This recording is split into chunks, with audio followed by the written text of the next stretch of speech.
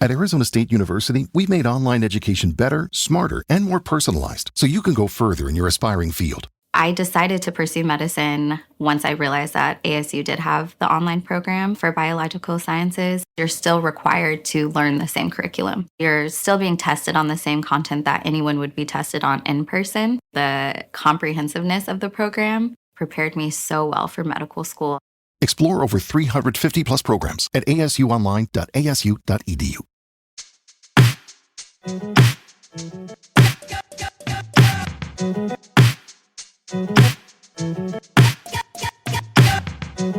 Welcome, everyone, to American Girls, the podcast. This is the show where we're reliving the American Girl series book by book, except here on Patreon, where we're basically doing whatever we want that we think lives in the world of our show.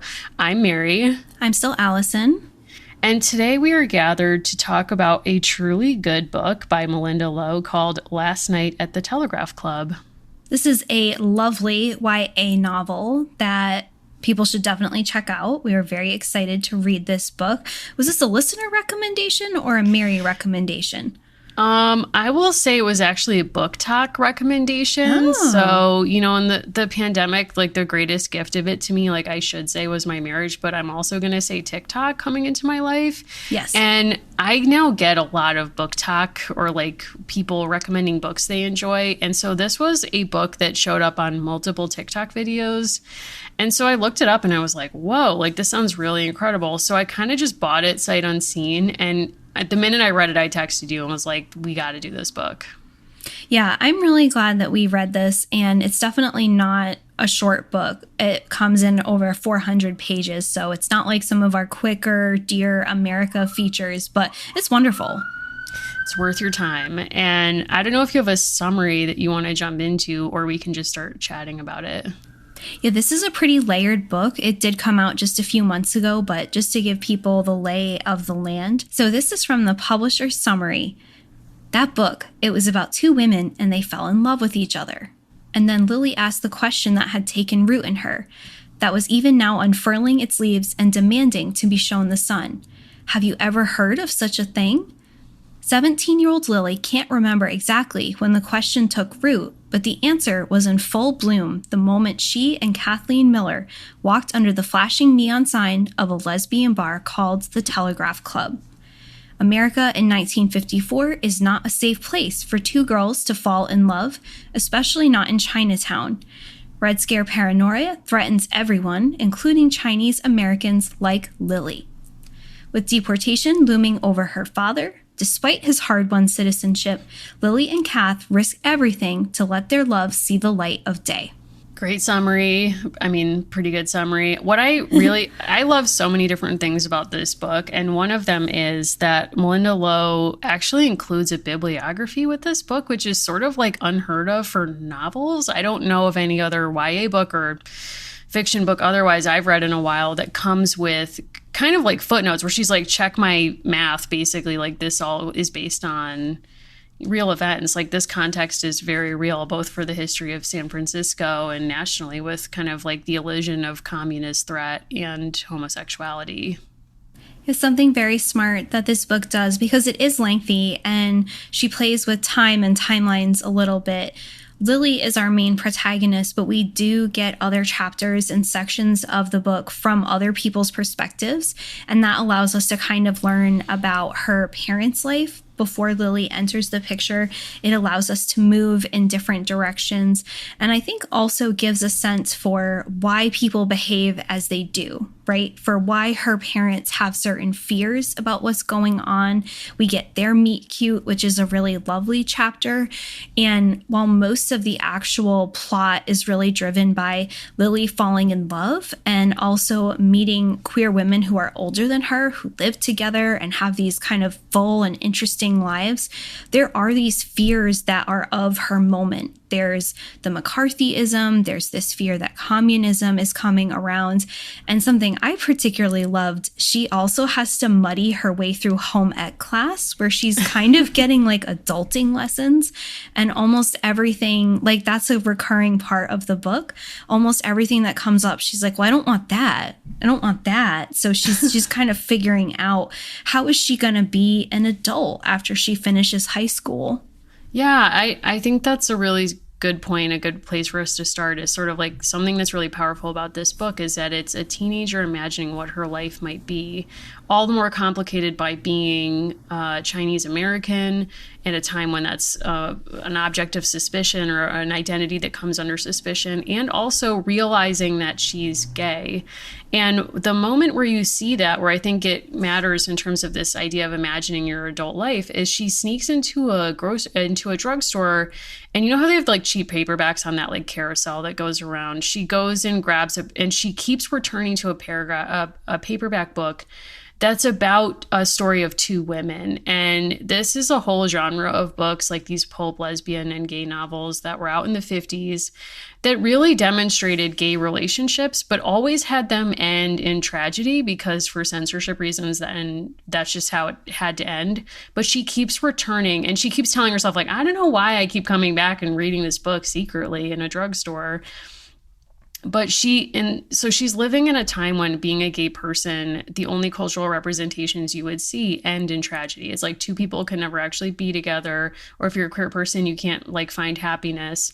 And yet this book is set in that time, and she does kind of keep that imagination for what her adult life can be that's not tragedy. She basically has a class at school, which is like, here's how to be heteronormative and safe. And like, this is the textbook, like this is hetero class. And then outside of that, it's like these small, and I think it's brilliant for a book to do this because it reminds you of the power of text.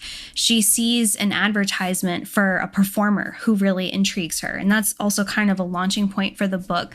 And it's how she learns about the Telegraph Club. And she keeps the advertisement for this, like it's so important to her. She's touching it all the time. It's in her pocket, something that's very valuable to her.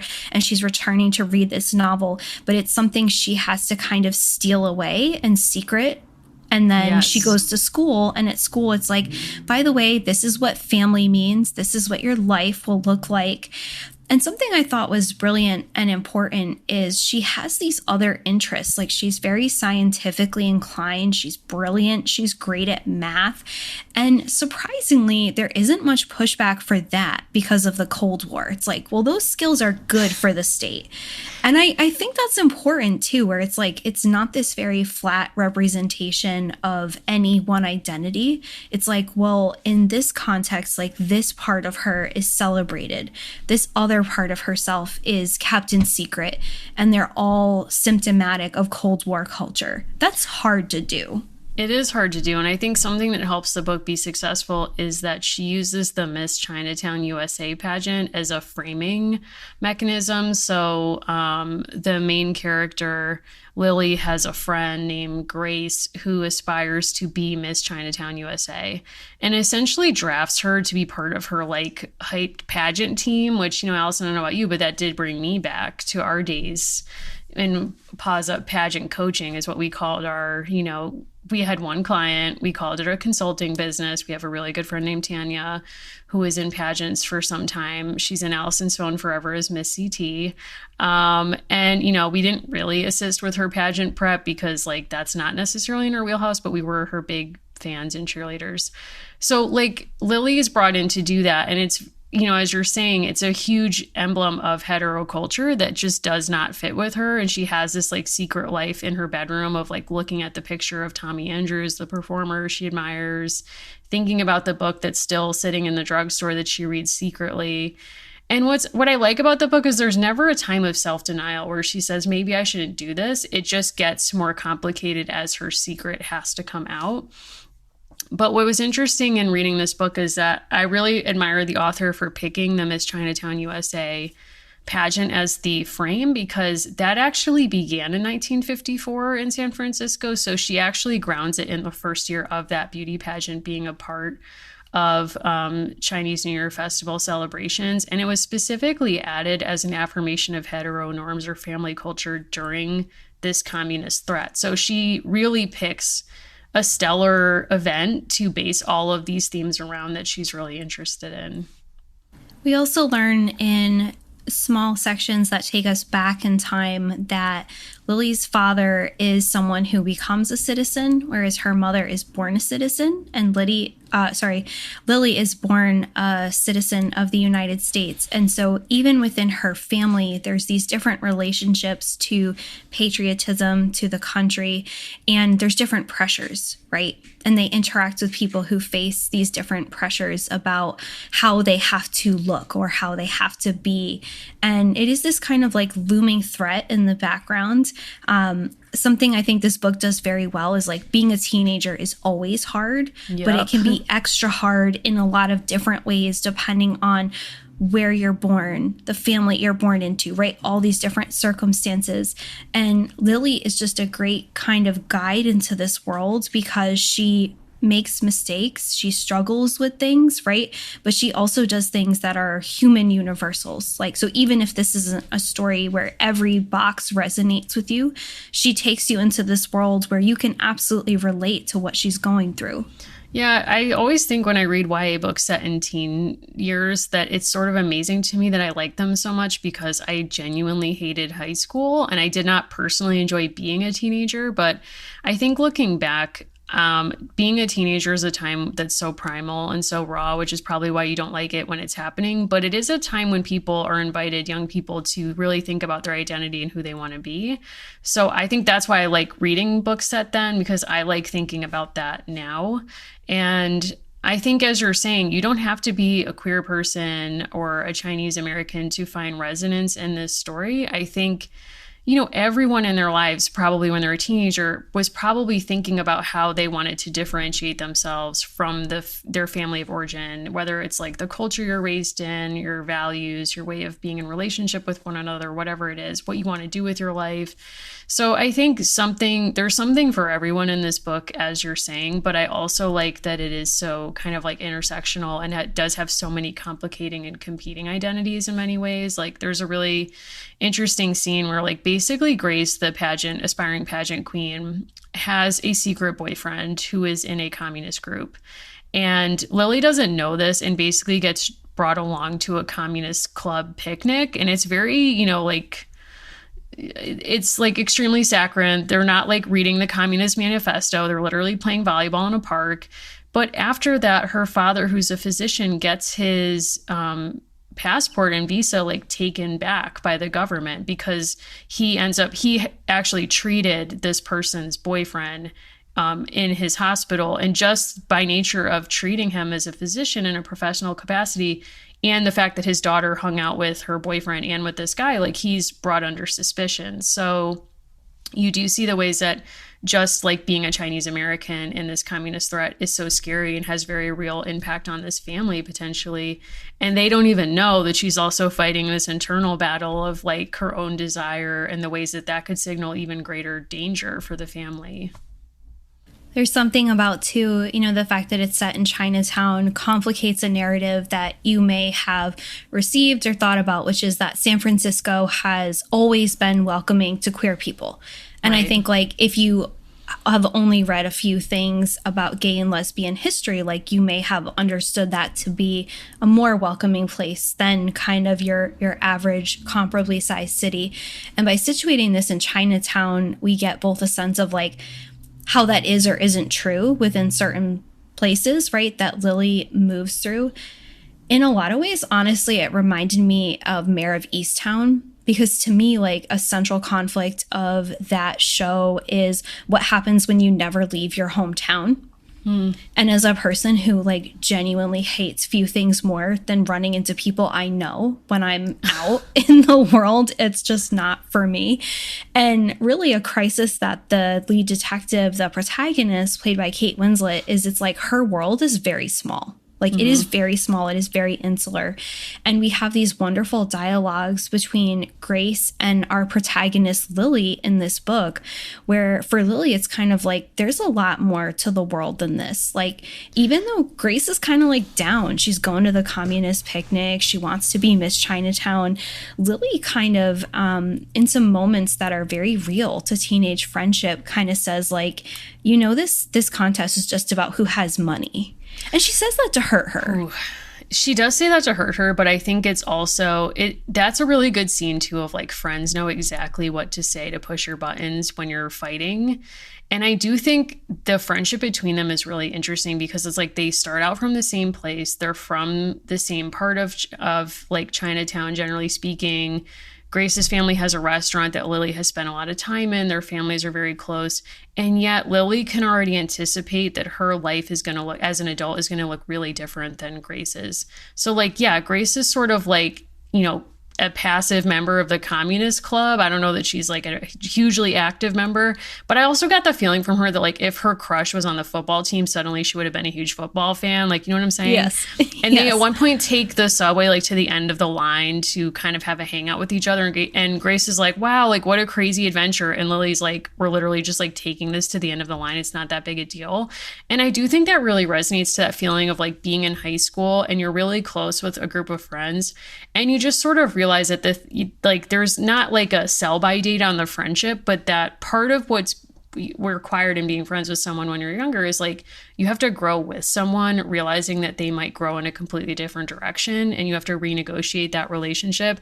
And Grace just like completely does not accept that that's even a possibility because her understanding of friendship is like we're the same or we're not friends. And so I thought that was like actually really interesting. Well, and there's a class element there too, right? So Lily comes from a family where her father is a physician, her mother is a nurse.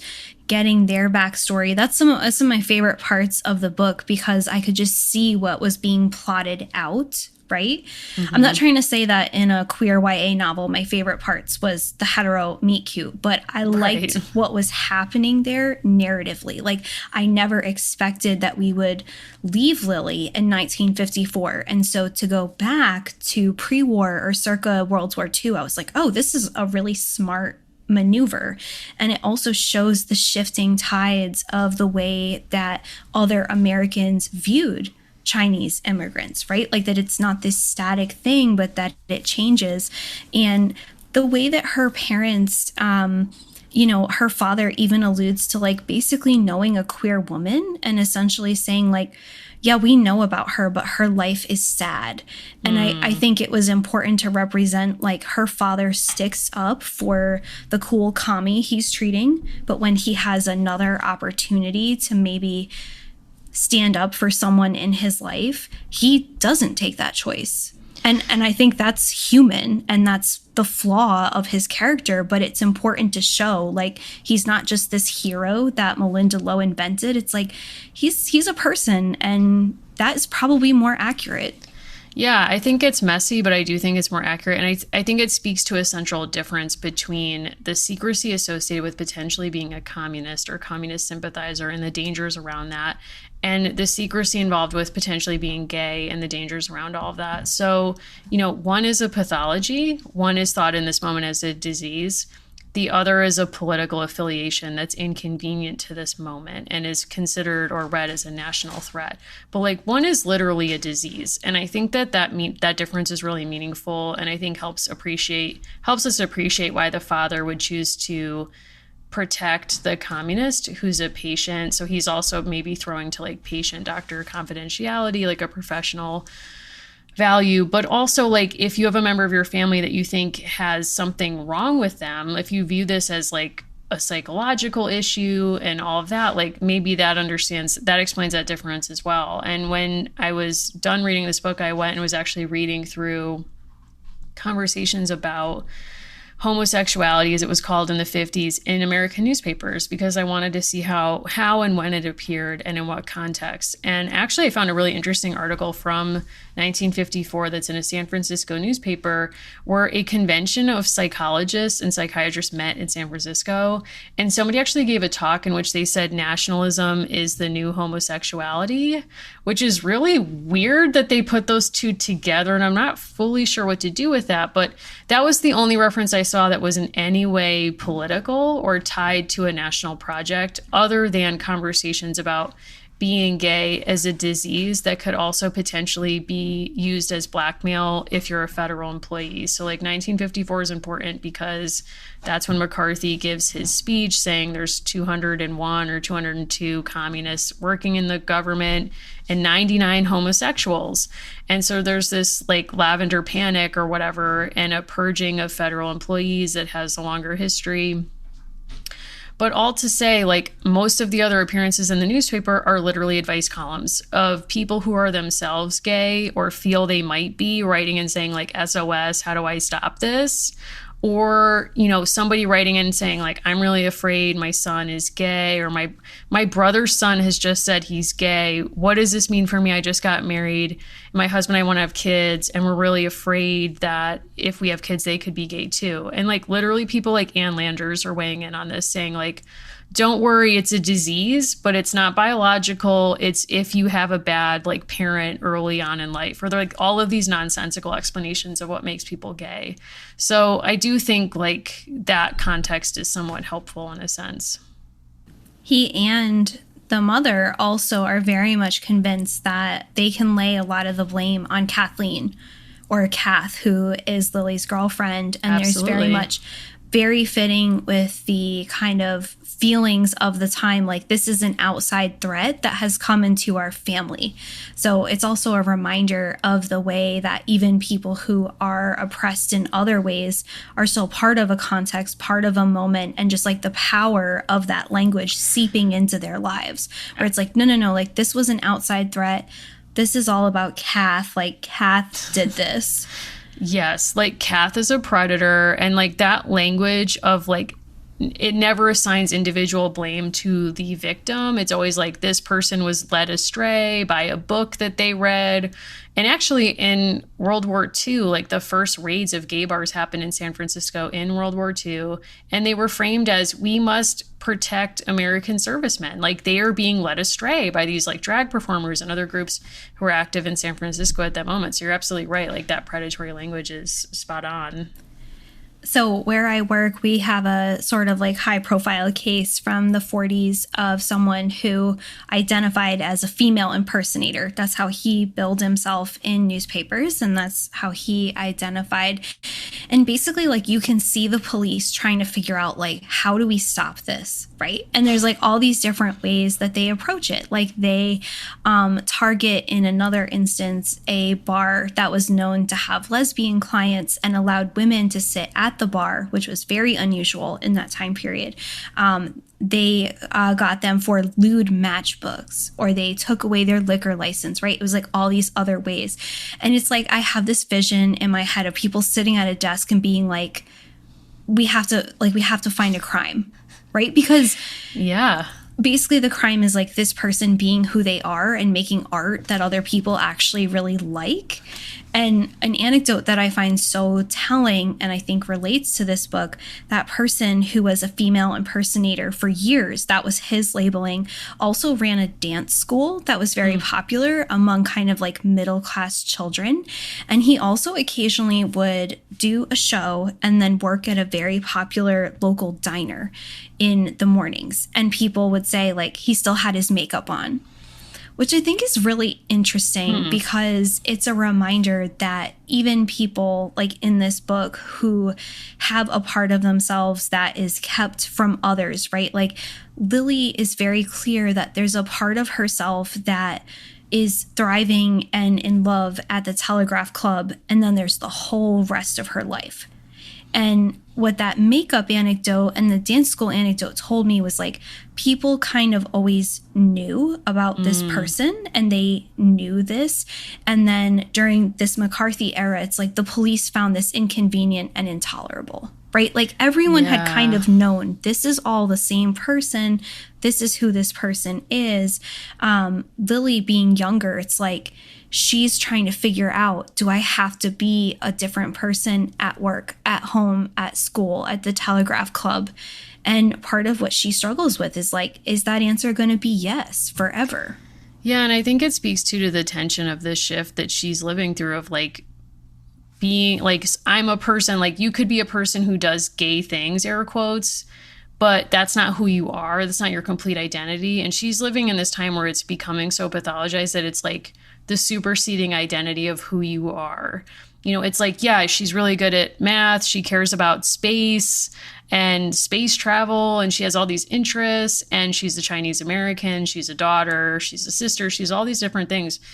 But she's living at this time when she has a like very real fear that could be realized that like that is the only thing. Once people realize this thing about you, it's the only thing that they'll see. And honestly, I couldn't get past the space race stuff. Like I knew that was going to be hard for you. I couldn't tell you about that in advance because I knew you wouldn't read the book. But I was like, she does dream of going to space. Like she loves the space race, and I know that that's triggering for you. She dreams about Mars. She's like very thrilled, and I did kind of like the nod to like she kind of anticipates the Mars rover, which is really cool. But again, I think that's a really brilliant move by Malinda Lo to also situate a person very much in a place and time without it being clumsy, right? Like a girl who loves math and is amazing at it and lives in California and knows about Caltech can dream of this, right? Like this is a very reasonable dream. Reasonable dream. And her aunt is already doing it. Like her aunt is a like baller mathematician working for the federal government, like theoretically, like as part of the space race. And she's a computer, which is super she's a cool. computer, which is so cool. I mean, could I ever aspire to that? Absolutely not. But, and you know, like she's very visible as that person. There's pride about what the aunt is doing within the family. And, you know, like, so that was actually really cool that she has, it's not like she will be the first in her family to do that. That's like a dream that she can do because her aunt is literally calling her saying like, yeah, take this class, not that class, and can tell her like how to get there. You know, obviously there's like this other complicating piece. I also really like to complicate this further. I think there's sometimes presentations in books where it's like, if someone seems really progressive in one part of their life, they must be in all parts. And I like that Malinda Lo like actually speaks back to that by making Tommy Andrews and some of the queer characters actually racist and like say things to Lily that like constantly remarking upon the fact that she's a Chinese American in diminutive ways that are offensive, that I think like take her aback and like certainly are I think meant to take the reader aback. Like, but wait a second, I thought you were so cool and down. And it's like, well, not really. Like, or like it's complicated. Yeah, she's called a China doll in a really hurtful moment. And she's kind of shocked and taken aback. And I think what was, again, really smart about that, when you're younger, you can't always assess where people older than you are in their lives. And let's be honest, like these women are probably the same age as Kaya's grandmother. Yeah. And or like not that much older, based on different generational gaps. Or maybe I could be totally wrong, but these women that seem like everything to her in the light of the club, she goes to where they live and she does get to see them kind of living their lives. But like when the spotlight is off, so to speak, they are kind of dismissive until they end up really helping her. But it's like she kind of gets this glimpse into a life, and I'm glad that the author doesn't romanticize it or make it terrible. Yeah. I mean, I think that they do have real joy in their lives, but I think they're very clear-headed about the costs that they've had to pay for being themselves in that historical moment. But I also think like it's kind of a nice generational thing too, where it's like Lily has no sense that Kath has a huge crush on her, and like literally everyone else at this party is like, oh, so how long have you guys been together? And she's like, excuse me, like that's my friend, excuse me. And they're like, okay. And then like they get together not long after that, and it's like really cute. And really sweet. Their relationship seems believable to me also in the ways that Kath is a white person and like Lily has to explain like certain key cultural differences. And it's not like both of them come out of this unscathed. Like there's a raid on this club and she's not there, which I think was surprising. They both sneak out and go to this Telegraph Club together at night where Tommy Andrews is a performer. And it was amazing to me that she was brave enough to sneak out after her parents went to bed. Like, I would never be that brave in my life. Like, just would not be that brave. And Kath the club is raided and Lily's not there. And so Kath gets arrested. And that leads to kind of the reveal of their relationship, that Lily is gay. And that has real cost for both of them. And I think in a way that's realistic, Malinda doesn't like fully resolve that either. Yeah, and I was reading different reviews where people had mixed feelings about the fact that the raid does come very late in the book, whereas you might think there might be a kind of like dramatic moment of crisis earlier, but the whole arc is her crisis, right? Like, it's figuring out who she is and what that means and how to be in love with this other person. And it's the epilogue where we find out that they spend some time apart, which is really Lily's family pushing for that, but they end up kind of meeting up back together. And I won't even say it's negative. I think some people were like, we want that to be a whole book, which I think is, let's have a sequel. I mean, yeah. I think the way their relationship was handled was actually really realistic, like in all different ways, like the way it handled their attraction, like their sexuality, like the way that they were secret with their relationship, but yada, yada, yada. Like her parents send her away to live with the aunt, and she starts college there. And she's actually, I think, fulfilled in a sense, even though she's separated from Kath. And the book ends with them meeting up, and it sort of just suggests that their story isn't over, which I think is nice. And it could lead to a second book. But I was just relieved that we don't end this book on tragedy, or on them, like with no suggestion that they were ever together again, or that they couldn't find happiness with someone else when they're older. I don't think people always imagine you're going to be with the person that you're attracted to when you're a senior in high school, or, like I'd be married to a man right now, but thankfully I'm not. But, I do think there's so many queer products, even still, that end in death. There was just a movie that came out that I was really excited to watch, starring Casey Affleck, problematic figure in these days, and it centers on two women, like basically two wives in the 19th century who like fall in love with each other. And spoiler alert, like one of them dies in the end, and the other one is just like her life falls apart because she's mourning them. I didn't watch this movie. I end up having to read the plots in advance now before I sit down to watch something that has like two women at the center, because I can't take on content where it ends in tragedy anymore, because it's just like, that's so needless at this point. Well, yeah, and it's kind of tired, right? Like, I like the way that this book pulls me into like other narratives that I kind of know a little bit about, right? Like Lavender Scare, Communist Scare, you might know like a little bit about different histories, but I also appreciate that it provides like new material to talk about queer relationships across historical spectrums, right? That it's like, it's possible, right? And it doesn't need to be really clunky and terribly written, and you don't need to be ahistorical. It's like, this is the history. And I think there's always something, when you're writing about topics or you're writing about people who haven't been written about a ton, I think some people kind of hide behind like, well, it's too hard and we don't know. And what this author did brilliantly is like, she's like, well, I'm going to give you a place. And this place is the starting point. And I think that also shows a really keen awareness of important historical work people have done to say, well, what are the records we do have? Well, we can read back against police reports to find where people found community. Okay, we start there, right? Like, we're not just listening to the police reports, but we're starting there. And I know I use this example all the time, but I love it.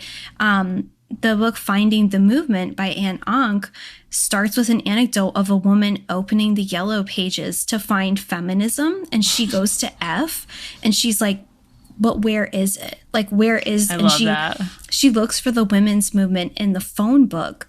And I think that really speaks to, like, in a pre-digital age, how do you find people who make sense to you, right? Like, how do you find them? And it's like, we can be sort of like... The amount of things that I Google, oh my word. But, Truly. I can do that in the privacy of my own space and in my own hand. Lily is like, I have to find this book and I have to hope that no one is watching and like steal away this knowledge and then steal away to the Telegraph Club. And I was like, this is a person who is super aware of the history.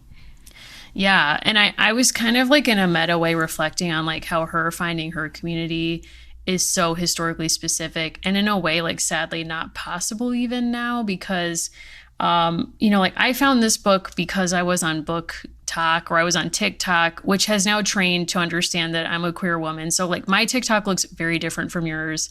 I know like when I mentioned to Tegan and Sarah TikTok to you, you were like, huh?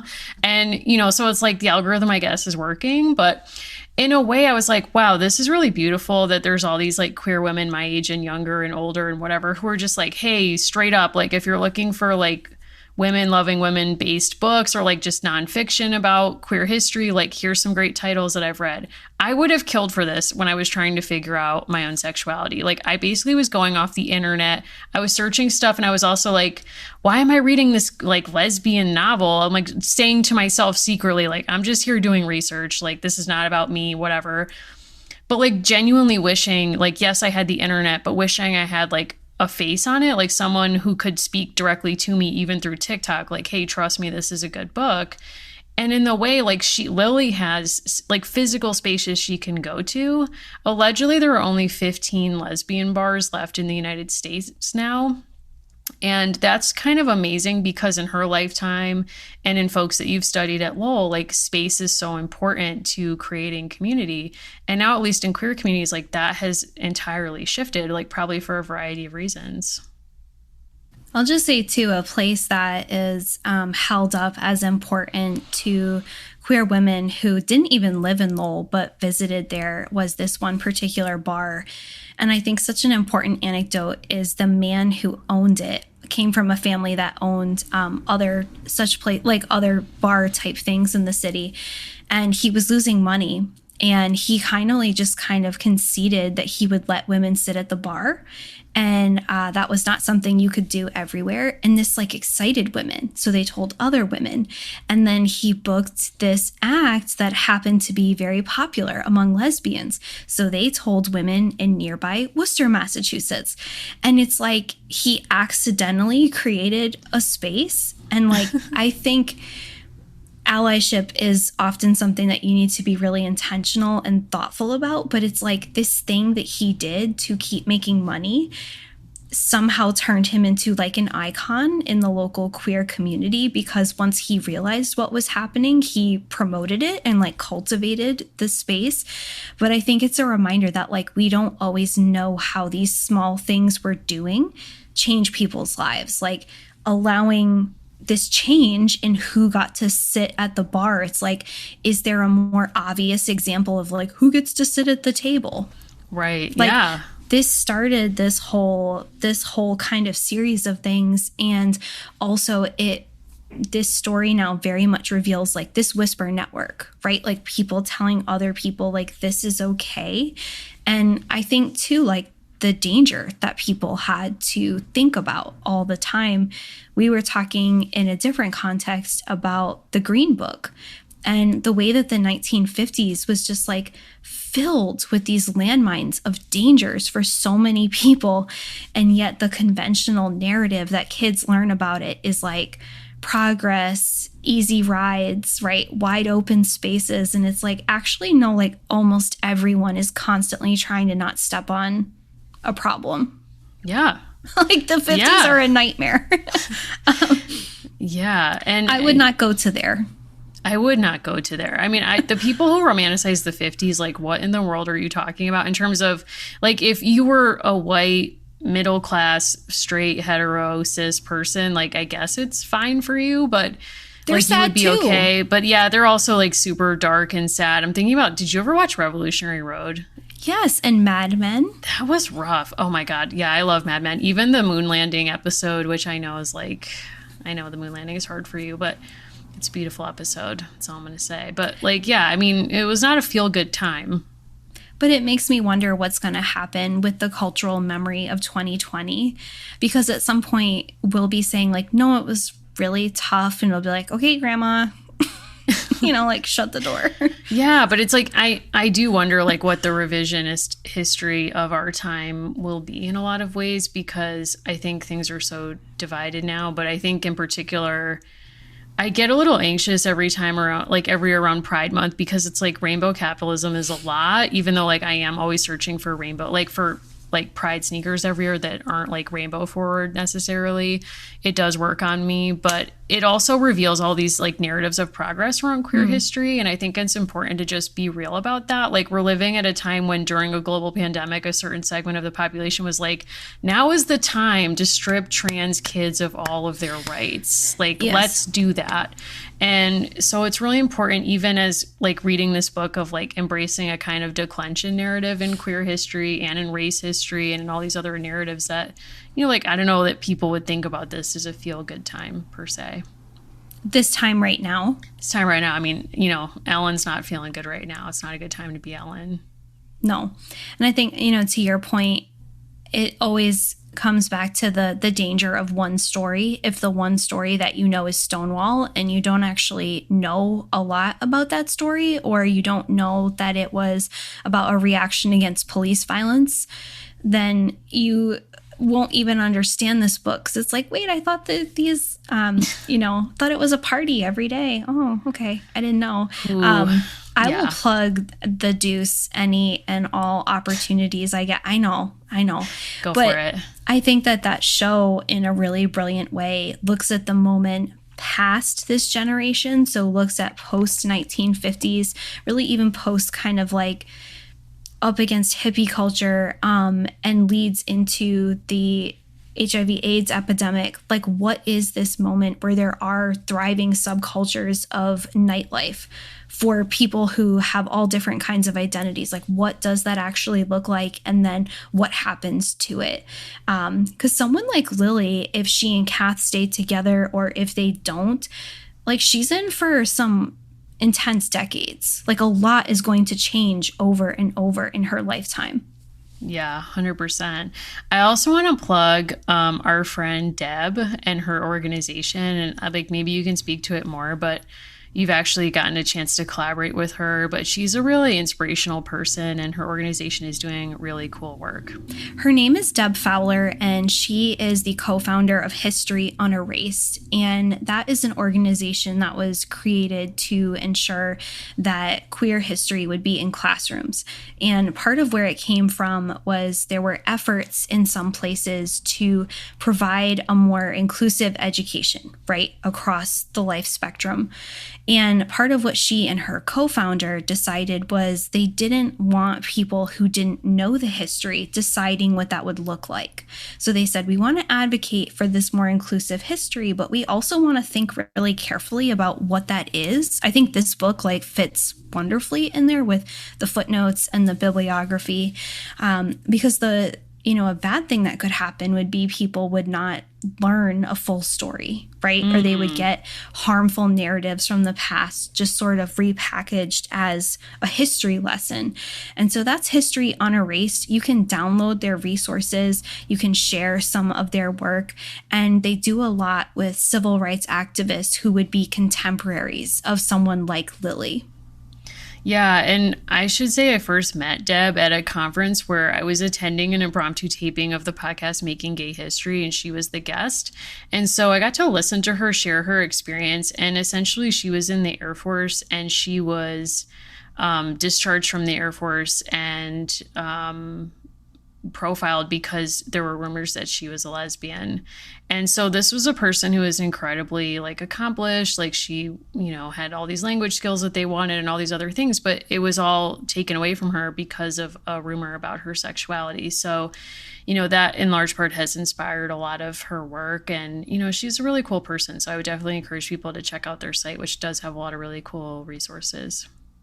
It's also, just our lifetime that Don't Ask, Don't Tell was prevalent. And then, finally went away. But I think part of what is really useful about accessing this particular moment of the 1950s is the American state is getting bigger, it's getting more powerful, and it's also developing techniques that are still used to profile federal employees, to surveil people. And I think part of what is brilliantly drawn out in this book is the investment that government officials have in the lives of teenagers. Yeah. They're like, well, we saw him at the picnic. And the same thing is also happening in the surveillance of communities of Black activists. And when I see people being unfairly or unproductively critical of some of the activism that happens online, it's like, well, do you suggest that people form the kinds of groups they used to, which were then just infiltrated by the FBI? So, I mean, people have learned lessons from the decades since the 1950s. And let's also put this out there. There are these hypocrisies baked in. Hoover himself his relationship with his self-presentation is complicated, but what do we say about him? I think he's believed to have been queer, but we don't Yes. have any confirmation from him in his own words about either how he identified his sexuality or gender. But I think it's fair to say that, we might consider him queer in retrospect. So, Yes. it is ironic and tragic in a lot of ways that he led so many charges against public figures and federal government employees using their sexuality as a source of blackmail. Yeah, and those records, we were talking about this off mic when we were first reading this book. Most of those records are gone. So it's actually very hard to recreate the actual trail of this. And if you know anything about the FBI, they're obsessed with paperwork. So an oopsie is not really an oopsie. I'll just put it that way. Yeah, that's definitely true. And, also within the history of medicine, the advent of HIPAA has really complicated our ability to recover histories of queer people in that sphere, because all patient records fall, especially if they were at the time labeled as a psychological or psychiatric case, are especially restricted and censored. So it would be really fascinating to get a read into how physicians or caretakers labeled queer people in a kind of pathology and how they read that, but we won't have access to those records either. So yeah, I mean, it's a real challenge to do this work. What do you think happens to Kath, and what do you think happens to Lily? Interesting. I think Lily gets her dream. I think she gets to work for NASA. I think she's a computer, but then I think she stays with the organization even after their move to non-human computers. And I think she continues to evolve with the organization. I think she's limited in how far she can go because of her race and gender, unfortunately. But I do think she has a weird it would be interesting to think about her relationship to nationalism, as a Chinese American, but someone who works for NASA. How does she greet the space race? Does she continue to stand American imperialism in the sky, even though it's treated her abominably? I don't know that I see her being with Kath long term. I see her being potentially, as she ages and continues her education, finding someone who feels just as passionately about the work that she's doing. That could be Kath. It could be someone else. Kath's more of a mystery to me. She wants to be a pilot, which theoretically could have happened. I don't know. It's in the history of aviation, you have these barnstormers, in very early aviation, Amelia Earhart, etc. But then there's this kind of declension narrative when you have commercial airlines where often women are restricted from being pilots. So I do wonder what her professional path would be. What about you? What do you think? I agree. I don't think they stay together. And I think part of it is I do think that both of them get wind of really good investments. I think Kath loses some money with Pan Am but she like goes hard for that for a while. Sure. And I think that Lily makes some really good early computing investments, because I think based on her comments about the Miss Chinatown, she's very aware of like what's a good bet and what's good financially for herself. I do think that they both move away and kind of like stay away from the community that they're part of. But I think the 70s are like a really good time for them. I think the 70s are a really fun time. And I think because you never see any shame about their pleasure, like in the book, I think like they embrace the 70s in a really fun way. I do think you're right that Lily probably made some really strong tech investments. And she probably retires to California, but not to San Francisco because she finds startup people obnoxious. And I just love to think in my mind of like, Melinda Gates' phone rings and it's Lily and she's like, hey girl, want to go to the Apple store? Like, cause she's like, I'm here for you in your time of divorce. Yeah, I think there's like a really cool set of paths that I can imagine for them, which is the mark of a good book. Whereas I've put down some other YA or like the Dear America books that we've read, and the endings are just so tidy. And I really like that we're able to imagine all these different outcomes for them. And like, oh yeah, what would it be like when, you know, Reagan is governor of California and, you know, like what radicalizes these people or not, right? Like what different experiences they encounter, I think would be really cool. Yeah, like seeing gentrification too come into Chinatown would be really interesting. There's a documentary I saw of a man who makes miniatures of what Chinatown looked like when he was growing up in the 30s that have mostly been erased. Do you know what I'm talking about? Did I already like tell you about this? No.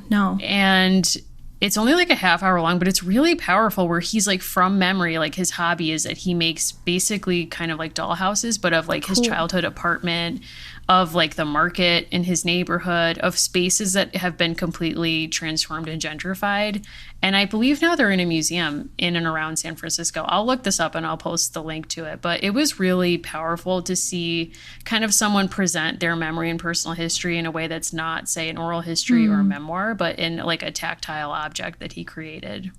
It's also very cool that part of the friendship tension of Grace and Lily is both that, you know, transhistorical, like people grow apart, but also this very specific moment of, you know, Grace really has a hard time imagining her life as a Chinese American woman outside of the relative safety of Chinatown. And Lily can't imagine anything more oppressive than having to stay there. Like maybe she'll choose to stay there, but this idea of like, no, she's going to go to college. She's exploring all of these other paths. And that's happening nationwide with like growing urban renewal projects where quote unquote ethnic neighborhoods are just leveled. Right. Yeah. And I think it's interesting that she's willing to accept on some level the surveillance of the state and potentially work for the federal government in the space race. But as long as she can surrender the surveillance of her street, of like walking down the street and people knowing and telling her parents like, oh, like we saw Lily on the street, like where were you going? What were you doing? Which can feel so oppressive. Yeah, I don't talk to my neighbors. I hate that. Like when I grew up in a suburb and like literally you couldn't even go for a walk around the neighborhood because someone would be like, where are you going? Does your mom know you're out right now? And it's like, someone would be like, my mom would say like, oh, like Mrs. So-and-so saw you like walking around the neighborhood. Like I thought you were going to like stay home and do your math homework. And I'm like, oh God, like, can somebody just let me live? Like, please. There's also the like highly relatable for many different reasons moment when Lily's mother is like, well, if you do X, you're never going to get a boyfriend. And she's like, right. She's like, ooh, interesting. Taking notes. She's like, oh, she's taking something different from that. Well, like also that scene in the department store where her mom is taking her to buy back to school clothes and Lily sees a shirt, I think, or something that is slightly like more masculine, or I don't know how to read that moment, but it wasn't the very like childlike, girl-like, you know, cardigan skirt outfit the mom has always had her in and wanted her to wear. And you just see her wander off and see this other article of clothing and sort of imagine, you know, what would I look like if I could wear whatever I wanted, or all of these things that kind of make you who you are. And I feel like that's a really relatable moment too. She also interacts with someone that she knows from the Telegraph Club, and there's a moment of understanding that passes between them that there's not going to be a conversation or a hint about how they know each other. Right. Which is a really fascinating moment. It is. It's a really fascinating moment. Yeah, just like so many smart moments in this book. Very good. Yeah, I mean, it's good that, like, we don't have any of these problems anymore in society. Like, we fixed them all. We fixed it. Wow. I know, it's, like, weird to read this, like, relic of the past. Like, I can't even imagine what that's like. No. You know, it is hard. Like, honestly, reading queer YA is really, I think, helpful for me as an adult, like, who, like, you kind of start living that part of your life later if you come out a little bit later. But it's hard because it's like these problems haven't been solved and the awkwardness is still there of, like, you know, my parents are very accepting, but they don't really know how to be affirming all the time. And, like, so reading some of those scenes, like, it's difficult. Yeah, and learning, you know, when she does reach out to people who she sees as role models, that racism. You know, I think that really was, as we said, an important piece of this, that people are multidimensional. And I think there's so much misinformation. It's like people think intersectionality is like a 4-way stop sign versus like, no, this is actually a way to do smart intersectional history in a way that's relatable to young people. Yeah. I would love to, like, talk to a teen about what they think about this book, a Gen Z person. But I don't know if, like, we're not cool enough. They don't want to talk to us. When I picked this up and then separately picked up another book you recommended in the bookstore and I was walking towards it, I was like, yeah, I'm just like in the cool kids. Like the oldest person in the section. Meanwhile, someone asked for where a book was, and certain bookstores now, they walk you to that place so you don't get lost. And this woman kind of screamed in my direction, "Everyone thinks I need a chaperone now." I was like, I'm not engaging this because I think this person is trying to assist you, but also, like, I also have social issues, so I order things online. You know, I don't know what to say. So. That was, wow, that's a tough moment. I don't know what I would have done in that situation. I also feel like we're in a wonderful spot where it's not even Pride Month yet, and, like, the whole world is open to us. We can read anything. That's true.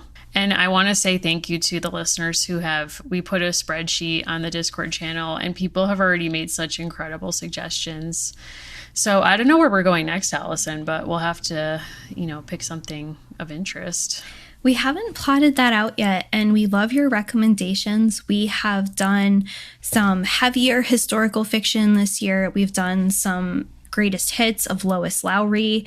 I am very open. You know, someone totally unlocked a memory for me. They mentioned Karen Hess's book about the Dust Bowl. Oh, boy. Haven't thought about that in a while, so that was really wonderful. And we love when you have film and watch along and other recommendations because we love to do that with you. And hopefully the next thing we pick isn't as problematic in retrospect. Yeah, you know, sometimes we just stumble into stuff and that's okay. And, like, it's so fun to watch even when stuff, like, goes sideways, and it's even more fun. And God, that guy was everywhere. Like, we just, like, happened to pick that. And then I didn't know his memoir was coming out, like, that weekend or something. Yeah, so we watched Pretty in Pink, and it was the 35th anniversary of the film for the 35th of AG, and then one of the actors was, like, all on this press tour, and so that was kind of faded. But I would say I don't want to, like, apologize for that film per se, but it was very different than I remembered, and almost as cringe as Annie. Annie was I don't know if anything could be as cringe as Annie. I had blocked so much of Annie. Like... Yeah. At every moment after she arrived at Daddy Warbucks' house was complete mystery to me. Like, I was like, truly, I was like, wait a second, what? And then at a certain point, I was like, this movie is still going? Like, that movie was so long, Allison. I had no idea. Okay, what if Lily has to work for Daddy Warbucks because she's fired from her federal job and she has to work for a war profiteer? She's, like, working for a child Elon Musk. Yeah. That would be so bleak, honestly. Oh my God, that would be so bad. Yeah, so if you have ideas, we know that people are populating the document, but if you have an idea that is especially good for the next few months or so. We love to read with you. We're on our 1-year anniversary of Jessica Simpson's memoir. Wow. We'll never forget you, Never Jessica. forget Jessica. So Oh my feel God. free to recommend those things to us. Excellent. And, you know, Allison, if people want to get in touch with you, where can they find you? Yeah, if you're here, you probably already know where to find me, but you can see my Instagram at Allison Horrocks, ditto for my Twitter. Mary, what about you? On Instagram, I'm at Mimi Mahoney, and on Twitter, I'm at Mary Mahoney123. And we love when you follow the show, so thank you.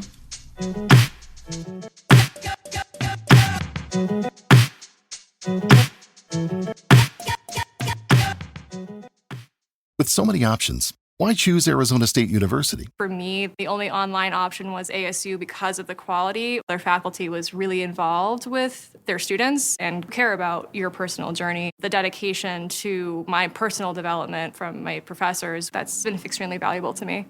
Earn your degree from the nation's most innovative university. Online. That's a degree better. Explore more than 350 plus undergraduate, graduate, and certificate programs at asuonline.asu.edu.